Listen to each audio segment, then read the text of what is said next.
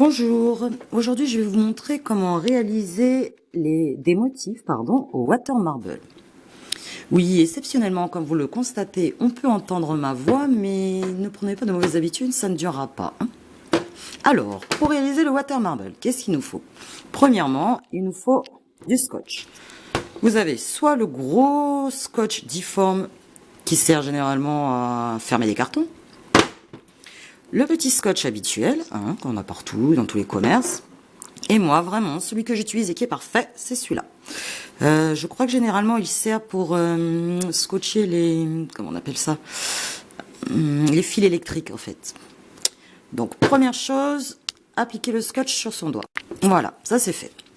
Aujourd'hui, je vais pas vous montrer un nail art spécialement compliqué, c'est juste pour expliquer la technique du water marble, comme une de mes abonnées me l'a demandé. Ensuite, il vous faut un récipient relativement large, parce qu'il faut que votre doigt puisse bien rentrer parallèle à l'eau, à l'intérieur. Il vous faut aussi un cure-dent, pour justement créer des formes. Un bâton, moi j'utilise un bâtonnet cardé justement pour retirer les excès de vernis qu'il y a dans le verre, et des vernis. Alors, moi, j'ai pris le vernis vert, comment il s'appelle? Vert Amazon de chez Miss Europe. Le vernis rose clair, toujours de chez Miss Europe.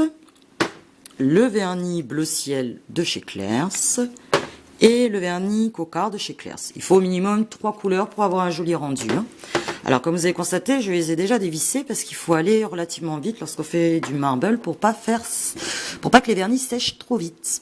Alors, de l'eau. Il faut pas de l'eau trop froide, sinon le vernis va directement sécher. Pas de l'eau trop chaude, sinon, comment expliquer, le vernis, une fois sur vos ongles, il va mettre 1000 ans à sécher, ou pire, il séchera jamais. Donc, c'est parti, je me lance dans mon water marble. Hop.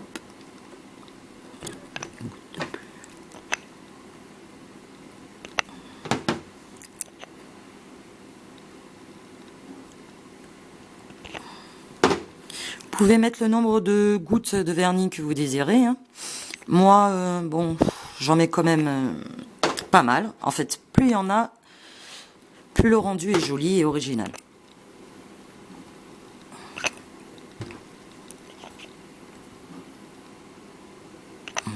Comme vous voyez, je le mets complètement de façon aléatoire.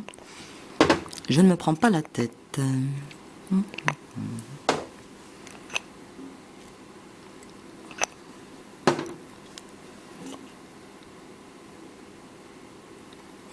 Alors ensuite, certains font des formes. Vous pouvez par exemple étirer comme ça légèrement sur le côté.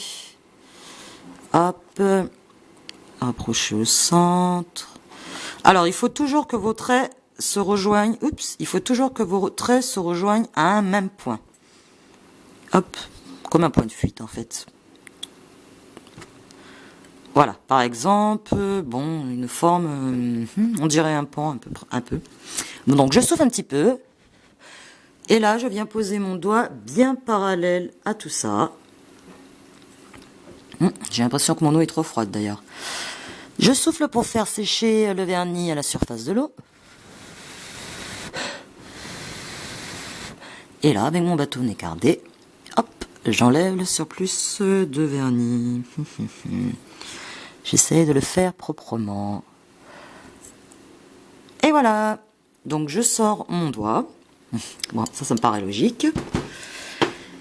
Et voilà ma nouvelle forme. Je ne sais pas si vous voyez grand chose. On va zoomer. On va dire que ce sont des formes originales, aléatoires et bon, psychédéliques, moi je dirais. Donc on attend bien que ça sèche.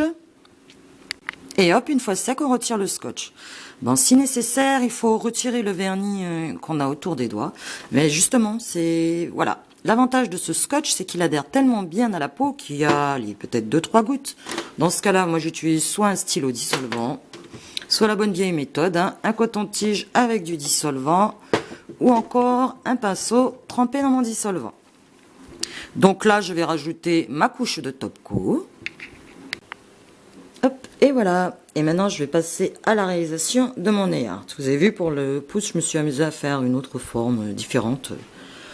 des premières. Voilà, allez, on passe au nail art. En attendant, je vous dis à bientôt pour un nouveau tutoriel. Bisous.